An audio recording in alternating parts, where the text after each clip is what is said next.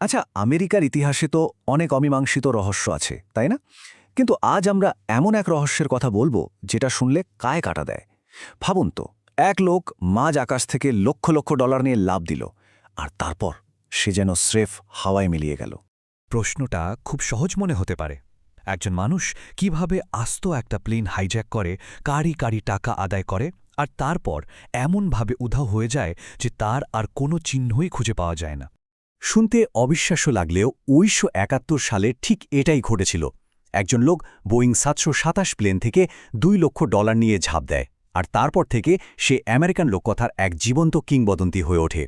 চলুন তাহলে আমরা একটু গভীরে যাই। এই যে দুঃসাহসিক ডাকাতির ঘটনাটা, এটাকে আমরা ধাপে ধাপে বোঝার চেষ্টা করি। দেখি তো একটা নিখুঁত অপরাধ দেখতে ঠিক কেমন হয়। সবকিছুর শুরু ১৯৭১ সালের ২৪শে নভেম্বর। ড্যান কুপার নামে একজন খুব সাধারণ দেখতে লোক পোর্টল্যান্ড এয়ারপোর্ট থেকে একটা ওয়ান-ওয়ে টিকিট কাটেন। প্লেন আকাশে ওড়ার পর সে খুব শান্তভাবে একজন ফ্লাইট অ্যাটেন্ডেন্টকে একটা চিরকুট দেয়। জানেন তাতে কি লেখা ছিল? লেখা ছিল তার কাছে বোমা আছে। এরপর সিয়াটলে প্লেন নামলে ৩৬ জন যাত্রীর জীবনের বিনিময়ে সে তার দাবি আদায় করে নেয় $২ লক্ষ ক্যাশ টাকা আর ৪টে প্যারাশুট। এরপর প্লেনটা আবার আকাশে ওড়ে, কিন্তু মেক্সিকো সিটিতে পৌঁছানোর আগেই দক্ষিণ পশ্চিম ওয়াশিংটনের ঘন জঙ্গলের উপর সেই হাড় কাঁপানো ঠান্ডা রাতে লোকটা প্লেনের পেছনের দরজা খুলে ঝাঁপ দেয় এক অনন্ত অন্ধকারে। শুধু ভাবুন একবার, টাকার অঙ্কটা কত ছিল? $২ লক্ষ। আজকের দিনে যার মূল্য হবে প্রায় $1.6 মিলিয়ন বেশি। মানে এতগুলো টাকা নিয়ে সে ঝাঁপ দিয়েছিল, কিন্তু কোথায় তা কেউ জানে না। এখন প্রশ্ন হল, এই যে লোকটা ভূতের মতো উধাও হয়ে গেল, সে কি নিজের কোনো চিহ্নই রেখে যায়নি? এত নিখুঁত একটা প্ল্যানের পরেও কি কোনো সূত্র থাকতে পারে? চলুন তো দেখি এই রহস্যময় অপরাধিতার পেছনে কি ছেড়ে গিয়েছিল। বিশ্বাস করতেও কষ্ট হয়, এত বড় একটা ঘটনার পর তদন্তকারীদের হাতে সূত্র ছিল মাত্র দুটো। প্রথমটা হলো তার ফেলে যাওয়া একটা কালো ক্লিপ অন টাই।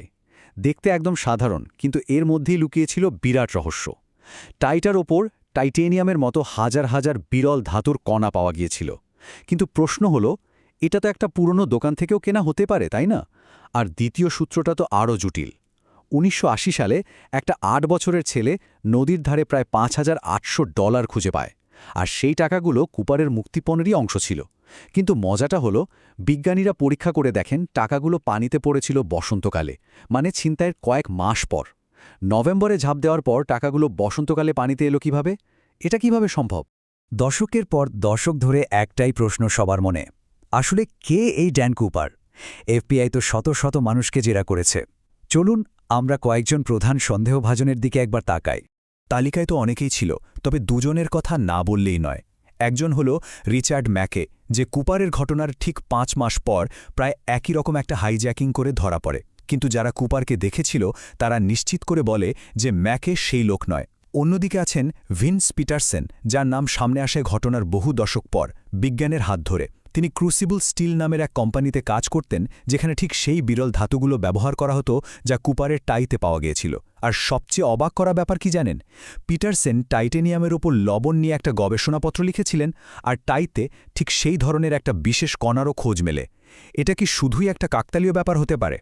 সময় তো আর থেমে থাকে না, তাই না? আর সময়ের সাথে সাথে তদন্তের পদ্ধতিও বদলেছে।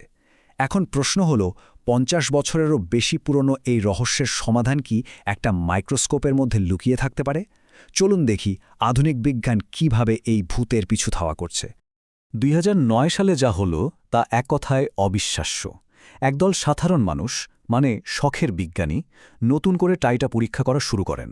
আর ইলেকট্রন মাইক্রোস্কোপের নিচে রাখতেই টাইটা যেন তার সব গোপন কথা বলে দিল। এর ওপর থেকে ১ লক্ষেরও বেশি কণা পাওয়া গেল, যার মধ্যে ছিল বিশুদ্ধ টাইটেনিয়াম আর এমন সব বিরল ধাতু যা শুধুমাত্র মহাকাশ শিল্প বা খুব অ্যাডভান্সড মেটাল ফ্যাক্টরিতে ব্যবহার করা হতো। এই আবিষ্কারটা পুরো তদন্তের মোড় ঘুরিয়ে দেয়। এর মানে কি দাঁড়ায়? এর মানে হল, ডিবি কুপার কোনো সাধারণ অপরাধী ছিল না। সে সম্ভবত এমন একজন ইঞ্জিনিয়ার বা ম্যানেজার ছিল যার বিমান আর উন্নত প্রযুক্তি নিয়ে গভীর জ্ঞান ছিল। ভাবতে অবাক লাগে, এত কিছুর পরেও এফবিআই ২০১৬ সালে আনুষ্ঠানিকভাবে এই কেসটা বন্ধ করে দেয়। কিন্তু তাতে কি রহস্যের আকর্ষণ একটুও কমেছে? একদমই না। শখের গোয়েন্দারা আজও এর সমাধান খুঁজে বেড়াচ্ছে। তবে হ্যাঁ, এই ঘটনার একটা বিশাল প্রভাব কিন্তু পড়েছিল। আজকের দিনে আমরা এয়ারপোর্টে যে কড়া নিরাপত্তা ব্যবস্থা দেখি তার শুরুটা কিন্তু এই ডিবি কুপারের ঘটনা থেকেই হয়েছিল। তো 50 বছরেরও বেশি সময় কেটে গেছে, রহস্যটা কিন্তু আজও একদম জীবন্ত। তাহলে শেষ প্রশ্নটা কিন্তু থেকেই যাচ্ছে, একটা ভুলে যাওয়াটাই আর তার উপর লেগে থাকা কিছু ধূলিকণা, সেটাই কি একদিন আকাশ থেকে হারিয়ে যাওয়া এই ভূতের আসল পরিচয় আমাদের সামনে তুলে ধরবে? এর উত্তর হয়তো একমাত্র সময়ই দিতে পারবে।